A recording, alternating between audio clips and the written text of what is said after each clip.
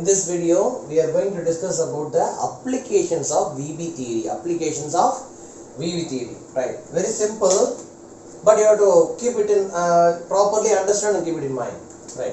Consider here this complex nickel tetracarbonate.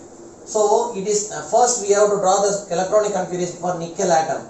So nickel it consists of 3d orbital and 4s orbital, in which 3d orbital has 8 electrons, 1, 2, 3, 4, 5, 6, 7, 8 and 4s2, right? So in excited state the charge of nickel is 0, so it's the same thing, right? So it consists of the same thing here also. So same 8 electrons and 4s2. Now carbonyl is the ligand here. It is a strong ligand, so it is a strong ligand. What happens to the electrons? They all get paired. So totally 10 electrons. Those 10 electrons will be present in 5 orbitals. 5 orbitals. So right, then in hybridized state, hybridization takes place, right? What happens here? 4 carbonyl groups are coming. So nickel is going to get 4 pairs of electrons. So it must be ready with 4 empty orbitals. 4 ஜோடி electron வாங்க போகுதுப்பா. அப்ப 4 empty orbitals வச்சிருக்கணும் இல்லையா? பாருங்க இத இங்க அனுப்புனதுனால here it is 1 orbital. So it takes 3 orbitals from 4p subshell. 4p subshell. So totally all these 4 orbitals combine and gets hybridized. It is called sp3 hybridized orbitals. sp3 hybridized orbitals. Now the complex, we are going to draw for the complex in which all the sp3 hybridized orbitals will be filled with the electrons of carbonyl. So this is one pair of electron donated by first carbonyl, second pair, third pair and fourth pair by the fourth carbonyl, right? So all the 4 ligands donated 4 pairs of electrons. What is the hybridization now? It is the sp3 hybridization. What is the geometry? sp3 means it is a tetrahedral geometry. Tetrahedral geometry. What is the magnetic property of the complex? Here see, all the electrons are paired, no unpaired electrons. So 0 unpaired electrons. Number of unpaired electrons is 0. So it is a diamagnetic complex. So it is a diamagnetic complex. Very simple, right? Come here. So here also the same thing will be drawn here because nickel atomic state is the same, right? Right. Here the charge of nickel is 0, but here see the charge of nickel is 2 plus. By applying the oxidation number method, you can calculate. Sorry, the charge of nickel is now. Sorry, I have 2 minus okay, I forgot to write 2 minus that, right? Here the oxidation state of nickel is 2 plus. So 2 plus means from this configuration, from this nickel atomic configuration, remove 2 electrons. So these 2 electrons gets removed and the remaining I am drawing the same. So see here 8 electrons in d subshell, right? So this is 3d orbital, this is 4s orbital, and if needed we can draw the 4p orbital, right? Coming for the hybridized state, what is the ligand here? Ligand is cyanide. It is also a strong ligand. It is also a strong ligand. What happens to the electrons? They get paired up. They get paired up. So 8 electrons they can be kept in 4 orbitals. So what happens to the remaining one? It waits for hybridization. It will hybridize with another 1s orbital.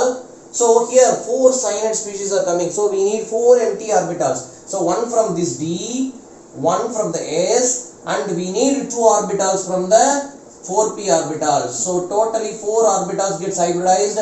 Remaining 1p orbital will be there. So the hybridization is dsp2. The hybridization is dsp2. Now we are going to write the complex in which 4 orbitals are having 8 electrons. So the same is drawn as such, and then these 4 orbitals will have 4 pairs of electrons donated by each cyanide. So 4 cyanide species will donate 4 pairs of electrons to nickel 2 plus. Okay, right. So what is the hybridization? dsp2 is the hybridization.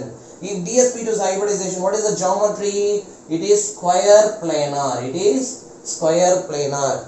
What is the magnetic property of the complex? See here, any unpaired electrons is there? 0 unpaired electron. So it is said to be a diamagnetic compound. So it is said to be a diamagnetic compound. So you must be very clear with the hybridization. Here how it is sp3? Sir, One s orbital and three p orbitals are getting hybridized. So it is sp3. Here, how it is dsp2? So one from the d orbital, one from the s orbital, and two from the p orbital, p2. So totally dsp2 hybridization. I think you are all very clear with this concept, right? Let's go for another example. Right. Now, let us see these two examples. Here see, Fe F6 4 minus is the complex, and here Fe Cn6 4 minus is the complex. Right. Okay. What is the atomic configuration, electronic configuration of Fe? It is 3d6 and 4s2. So d orbital, s orbital. So 3d6, 1, 2, 3, 4, 5, 6th electron and 4s2. Okay. What is Fe2 plus means? 2 plus means with the loss of 2 electrons it gains 2 plus charge. So leaving these 2 electrons, what is the electronic configuration? So here it is 6 electrons, that's all. What is the ligand here? Fluoride is the ligand, which is a weak ligand. Fluoride is a weak ligand. So what happens? See here. So since it is a weak ligand, no pairing occurs and the electron will remain as such in these orbitals. அப்படியே இருக்கும்.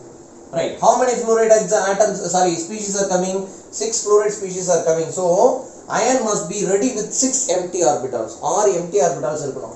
One is here, s orbital. So 3 may be taken from next 4p orbital. So no other go.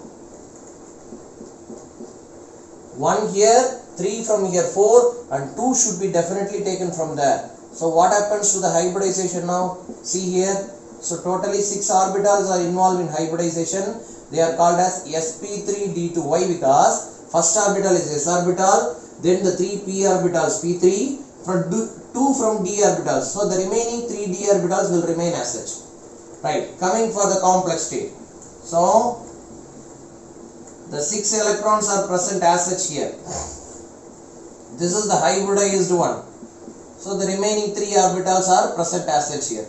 See here, this is one pair of electrons from one fluoride, second fluoride, third one, fourth one, fifth one, and sixth one. So 6 fluoride species. Now what is the hybridization in this complex? sp3d2. What is the geometry of the complex if it is sp3d2? It is nothing but octahedral. If there are unpaired electrons, yes, how many unpaired electrons are there? 4 unpaired electrons are there. So if the complex is definitely a paramagnetic complex. Since it consists of unpaired electrons, it is a paramagnetic complex, right? Then, since it is paramagnetic, we can determine the magnetic moment mu by the formula root of n into n plus 2. So root of 4 into 4 plus 2 is 6. So it will be nothing but root 24, around 4.89 Bohr magnetron. 4.89 Bohr magnetron. The value will be approximately equal to 4.89 Bohr magnetron. So, by dB theory, we can explain the nature of the complex, whether it is paramagnetic or diamagnetic, what is the geometry, what is the hybridization, and how many unpaired electrons are there. All these things we can explain by means of dB theory. Come to the complex. So, iron is having the same electronic configuration. So, the first state is same. Here also iron is in Fe2 plus 2 oxidation state. The second order is also the same. From here the change comes. So here it is F minus, the weak ligand. See here, what is the ligand here? Cyanide. It is a strong ligand. It is a strong ligand. See here. See before it. Since cyanide is a strong ligand, the 6 electrons present here para. The 6 electrons present here para. So 6 electrons can be placed in how many orbitals? Very good. 3 orbitals. So 3 orbitals contain the 6 electrons. Remaining 2 from here, 1 from the s orbital and 3 from the p orbital. So here we can draw 3d, 4s and 4p. No need to draw this here. No need to draw the 4d here. Right. Here what is the hybridization? d2 sp3. So first inner d orbitals are used, then the s orbital is used, then the 3p orbitals are used. d2 sp3 hybridization. Right. Then coming for the complex, we have to draw this as such. Then the 6 orbitals for hybridization. First pair of electron by first cyanide, second pair, third pair, fourth one, fifth one, and the last one, sixth one. Right. What is the hybridization here? d2sp3 hybridization. What is the geometry if it is d2sp3? Octahedral. Look at the number of unpaired electrons, 0. So what is the magnetic property of the complex? It is diamagnetic complex. It is a diamagnetic complex. Right. Another important thing here.